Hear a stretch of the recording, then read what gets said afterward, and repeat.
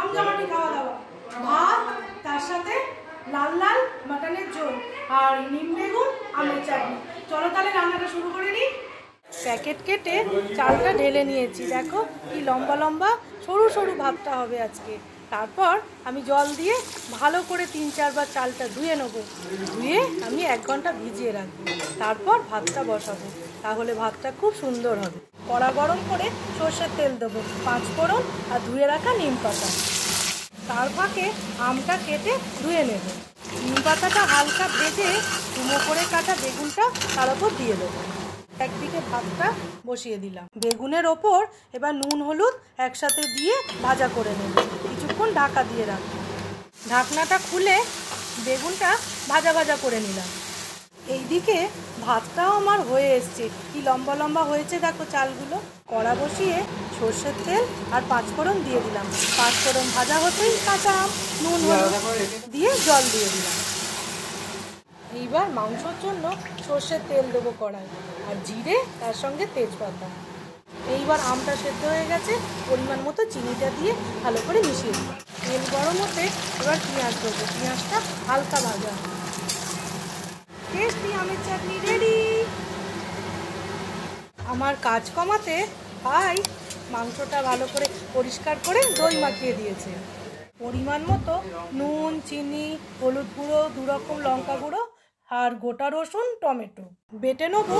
শুকনো লঙ্কা বেশি করে দিই।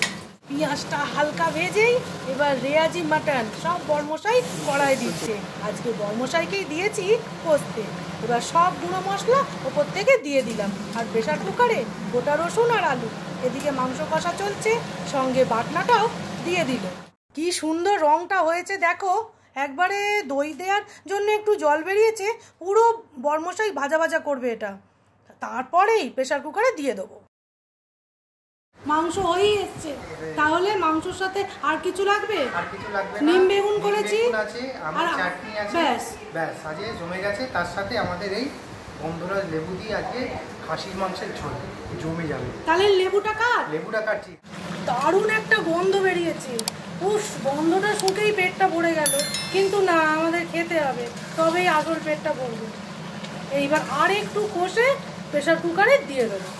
দুর্দান্তভাবে মাংসটা কষা হয়ে গেছে, এইবার প্রেশার কুকারে দিয়ে দেবো। যা রং বেরিয়েছে, খুব।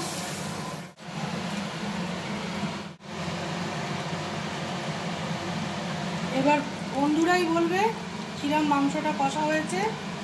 আহা, উঠছে উঠছে রেয়াজি। আহা, এইবার জল দিয়ে দেবো। গুঁড়ো মশলাটা দিয়ে দেবো, গরম মশলা গুঁড়ো। গন্ধরাজ লেবু কেটে জলে ভিজিয়ে দিয়েছি, তাহলে গন্ধটা খুব ভালো থাকবে।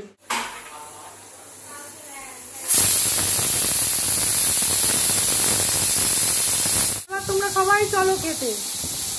এইবার গরম গরম ভাত, এইবার নিম বেগুন, এইবার আসছে সেই প্রতীক্ষার ফল।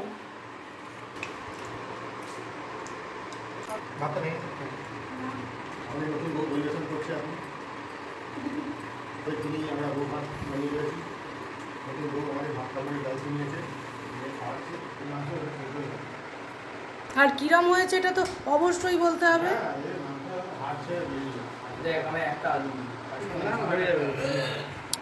আমার মা নিম বেগুনে একটু 5 ফোড়ন দিত। এই সেই গন্ধরাজ লেবু চিপে জমিয়ে খাওয়া। ঝোল নিবি আর?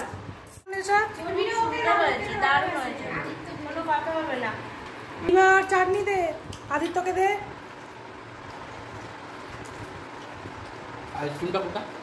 আইসক্রিম দোকানে।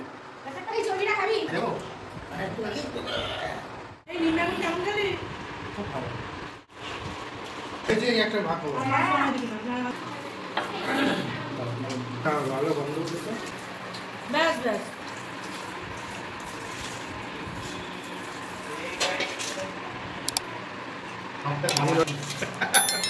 বাবা, মাংসটা এখন এত বড়, ভালো লাগছে, দারুণ আছে, সুস্বাদু, দারুণ।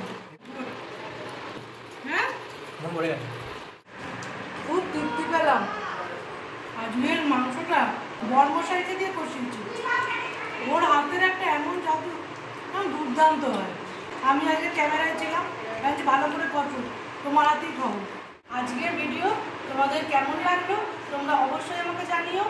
আর আমার চ্যানেল নতুন কিচেন যদি তোমাদের ভালো লেগে থাকে তাহলে একটা লাইক দেবে, একটু সাবস্ক্রাইব করে পাশে থেকে। আজকের ভিডিওটা এখানেই শেষ করছি।